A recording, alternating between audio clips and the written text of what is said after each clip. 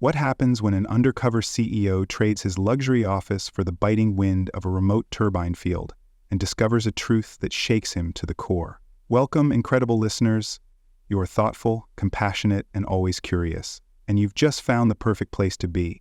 In today's emotional story, we follow a powerful executive who steps into the shoes of his frontline workers, only to uncover injustice, burnout, and a quiet hero holding it all together.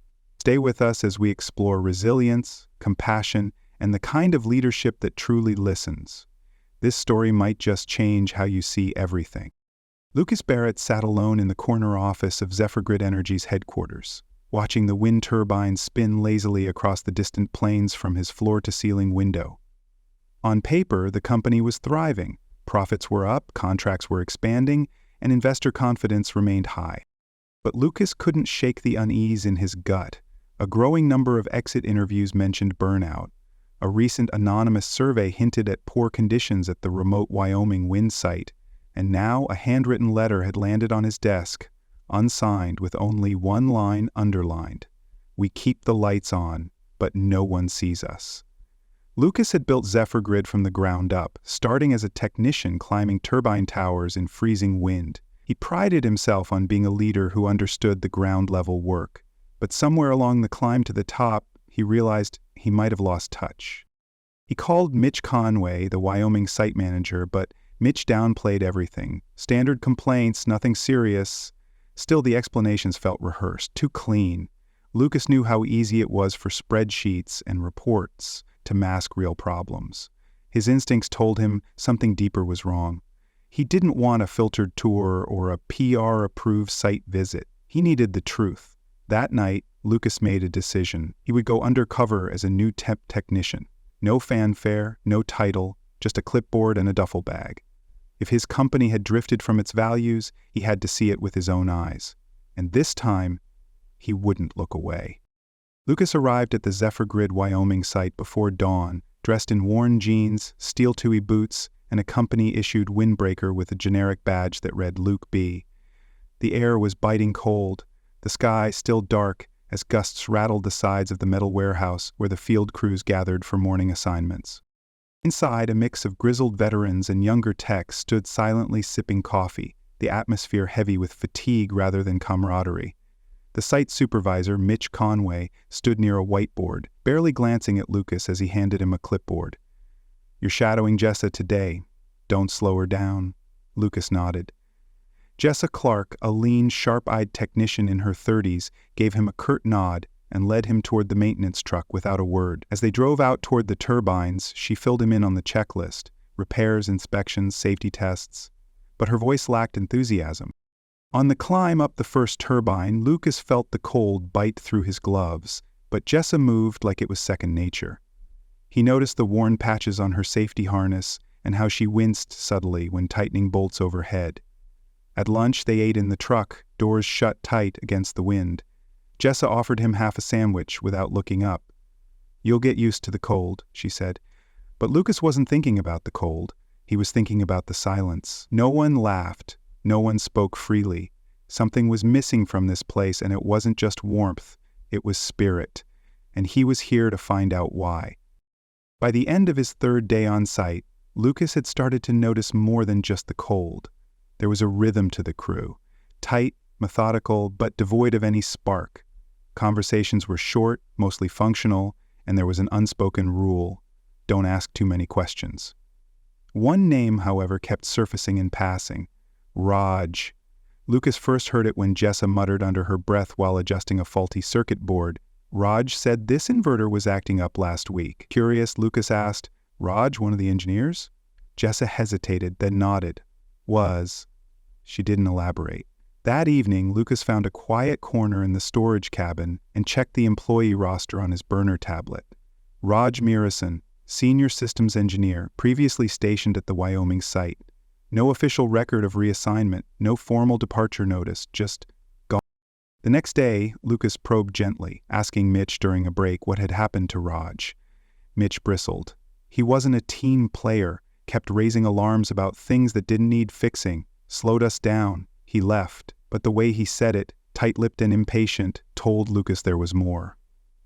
Jessa finally opened up a little later that afternoon, after Lucas helped her recalibrate a faulty blade sensor. Raj noticed cracks in the tower housing, she said. Filed multiple reports, safety concerns, overwork, you name it. Management called it overreacting. She paused.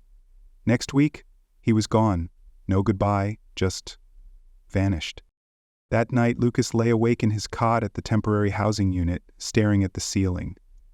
An engineer raising safety issues, suddenly gone without explanation. Workers are too afraid to ask questions. A site running on silence and burnout. The turbines outside spun steadily, humming through the dark, powering cities while the people behind them felt powerless. The following morning, Lucas arrived early and headed straight for the old maintenance logs stored in the portable office trailer. Pretending to be double-checking system diagnostics, he combed through weeks of incident reports, flagging the ones Raj had submitted. What he found was alarming.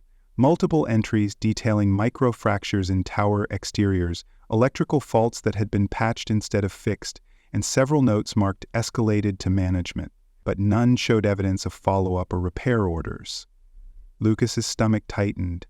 These weren't just routine hiccups, they were warnings ignored. Outside, the wind turbines spun calmly, masking the quiet discontent brewing beneath the surface. During a break, Lucas walked the perimeter with Jessa and brought it up again, cautiously. "Did you ever see the cracks yourself?" he asked. Jessa hesitated. "Yeah, Raj showed me once. I told him to report it. He already had, apparently. That was the last real conversation we had. The next week his name was scrubbed off everything." She looked away. No one wanted to be next. Lucas realized the issue wasn't just technical, it was cultural. Silencing instead of listening, punishing those who cared too much. That afternoon, a gust of wind nearly knocked over a ladder near the maintenance dock. Lucas caught it, and in the moment of adrenaline, he saw a hairline crack running up one of the base pylons. Not imagined, not exaggerated, real. As he scribbled a note into his pocket journal, Lucas no longer saw himself as just an observer. He was now a witness, and witnesses had a choice: look away or speak up. He closed his journal and looked up at the spinning blades. Something was broken here, and it wasn't just the machinery. That evening, Lucas retreated to his temporary trailer, surrounded by the steady hum of the turbines slicing through the dusk air. He laid out every piece of evidence he had gathered: Raj's flag maintenance reports, notes from conversations with Jessa and a few other technicians, and his own observations, each scribbled with growing urgency. What emerged was a pattern far more concerning than one faulty tower. A systemic failure fueled by silence and fear. Engineers who reported issues were ignored or quietly pushed out. Maintenance budgets had been slashed under the guise of optimization. Safety reviews were more about optics than truth. Lucas realized the culture he had helped create, one obsessed with efficiency, productivity, and performance metrics, had led to this. Somewhere along the way, trust had eroded. Managers were pressured to minimize downtime, not to raise concerns. And those who did speak up, like Raj, were labeled troublemakers. Lucas thought of the board meetings where quarterly growth had been praised, while ground-level problems were brushed aside. Numbers had looked good because the people keeping them afloat were scared to be honest. The next morning, Lucas confronted the site supervisor, Evan, a man known for keeping his head down and his paperwork cleaner than his turbans. "Raj raised these months ago," Lucas said, laying the reports on his desk.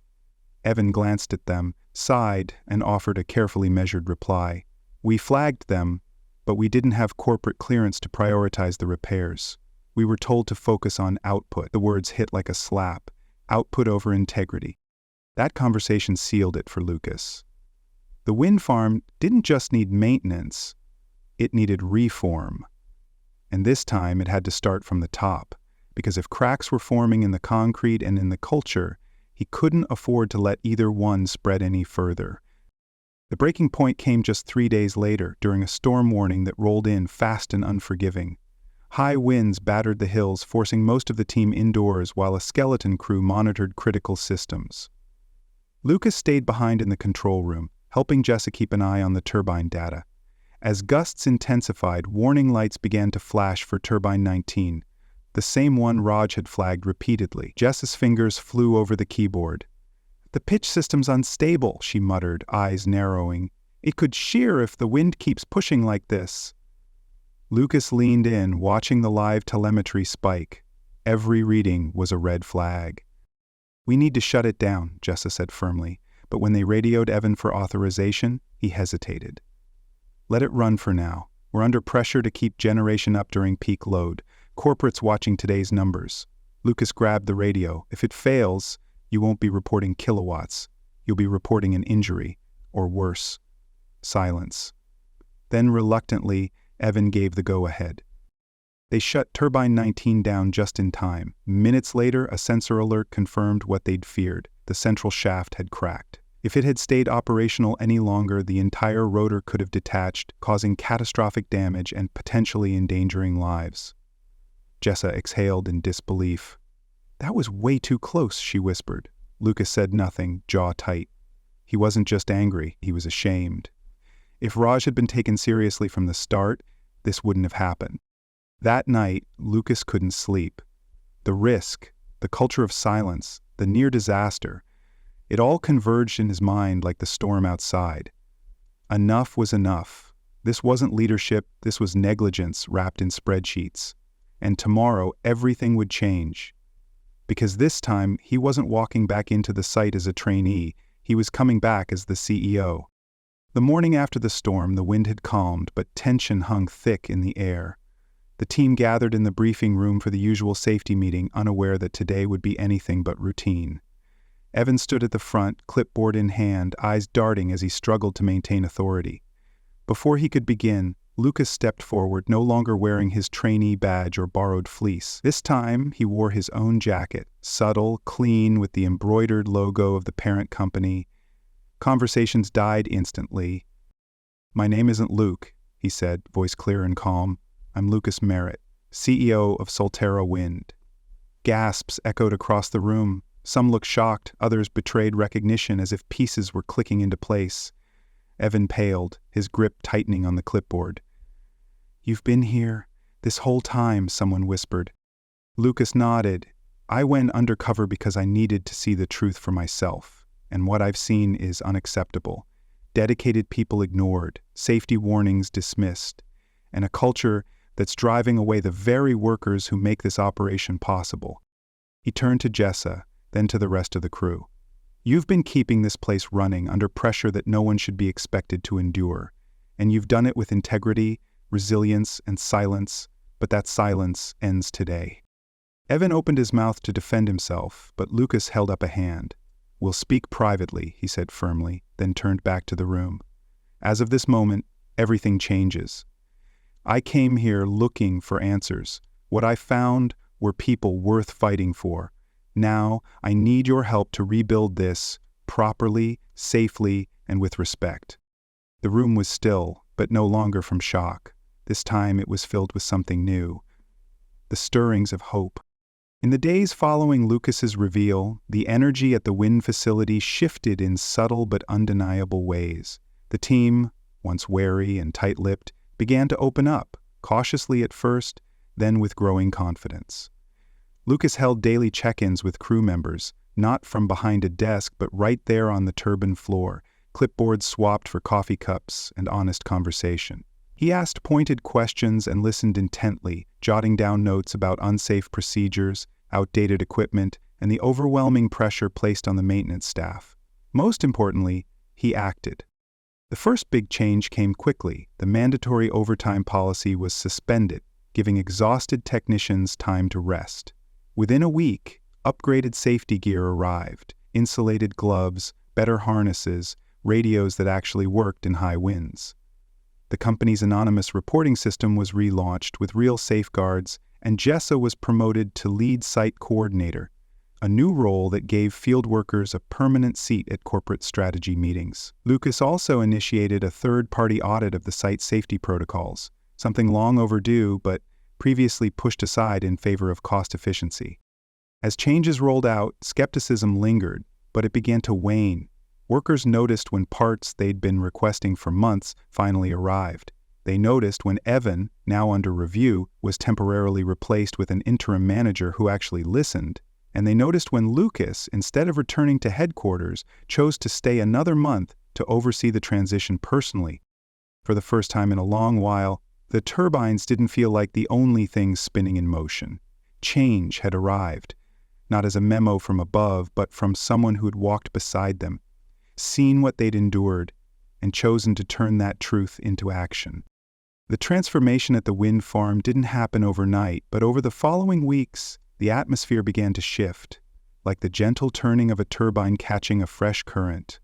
What was once a tense, silent workspace slowly evolved into one marked by eye contact, conversation, and the return of small, human moments. Laughter began to echo in the break room again. Jessa, now empowered in her new leadership role, introduced daily team huddles, where workers could raise issues or share victories. A fix-it wall appeared in the crew lounge, an idea box where suggestions were pinned, read weekly by both on-site leads and Lucas himself.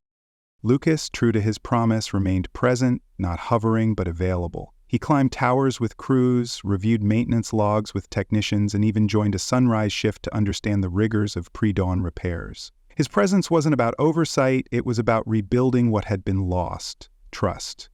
Slowly, the workers stopped seeing him as the CEO who had once overlooked them, and started seeing him as someone who cared enough to learn. Even the most skeptical techs, those burned by empty promises before, began to speak up, encouraged by the fact that what they said actually led to action.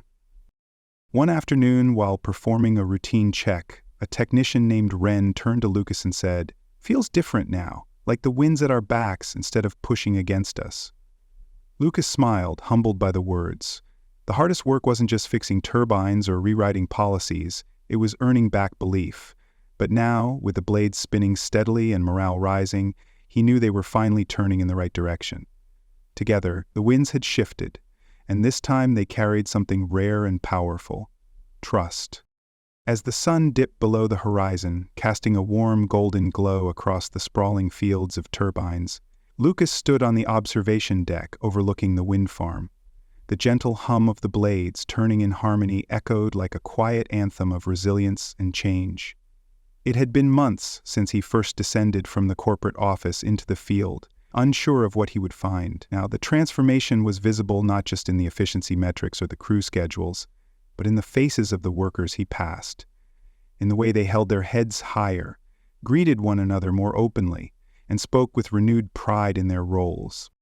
Jessa stood beside him, clipboard in hand, her posture relaxed yet confident. "We've got 2 new apprentices starting next week," she said with a smile, "both recommended by crew members, people who never would have spoken up before." Lucas nodded, heart swelling with quiet pride. Below, the last shift wrapped up for the day and a few workers lingered, chatting in small groups, something that would have been unheard of just months ago. The fix-it wall had grown into a rotating bulletin of ideas, shout-outs, and even drawings from crew members' kids. The break room now hosted monthly dinners, often cooked by the team themselves, and the emergency support fund that Lucas created after Jessa's story became a permanent fixture, discreetly helping employees facing hardship without red tape. Looking out over the field, Lucas realized the true power of the wind wasn't just in the energy it produced, but in the lives it touched when leadership chose to listen, care, and act. As the turbines turned steadily against the painted sky, he knew this wasn't just a chapter closed. It was a new beginning. The circle was complete, and this time, every voice had a place in the wind. The story of Lucas and the wind farm teaches us that true leadership begins with humility, empathy, and action. When a CEO steps away from boardrooms and into the daily lives of his employees, he uncovers not just operational flaws, but human struggles often hidden behind silence. Lucas learns that policies and performance reports can't capture the exhaustion, fear, or quiet resilience of those working under pressure. It's only when he listens, truly listens, that real change begins. Jessa's quiet perseverance, despite being overlooked and overwhelmed, becomes a mirror reflecting the cracks in a system built more for profits than people. Her story, and that of others like her, reminds us that the most valuable resource any organization has is its people. When leaders take the time to see, hear, and support them, It creates not just better results, but a healthier, more compassionate culture. The greatest lesson? Change doesn't require grand gestures. It starts with one person choosing to care. Leadership isn't about control or titles. It's about responsibility, to lift others, to right what's wrong, and to never forget the human heartbeat behind every machine, policy, or number. In the end, people don't just power the company, they are the company.